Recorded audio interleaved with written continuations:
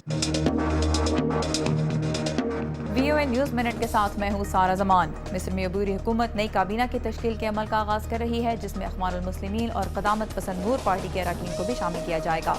जबकि आइन में तब्दीली और इंतखाबात से मुताल्लिक उसके मंसूबे में लिबरल जमातों का इत्तेहाद और नौजवानों की मुहिम तब्दीली का मुतालबा कर रहे हैं। नए सरकारी आदाद शुमार के मुताबिक जून के महीने में चीन का तिजारती हजम पिछले साल के मुकाबले में 2% कम रहा। सरकारी तर्जुमान के मुताबिक लेबर की कीमत में इजाफा और आलमी सतह पर अशिया की तलब में कमी से चीन के माशी चैलेंजेस बढ़ रहे हैं।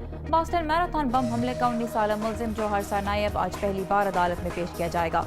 उसके खिलाफ चार्जशीट में 30 मुख्तलिफ इल्जामात शामिल हैं, जिनमें से बात साबित होने पर सजाए मौत भी हो सकती है। और तफ्तीशकारों को शुबा है कि गुज़िश्ता हफ्ते के रोज कनाडा में तेल बरदार ट्रेन की तबाही, जिसमें 15 अफराद हलाक हो गए, हादसा नहीं बल्कि मुजरिमाना कार्रवाई भी हो सकता है।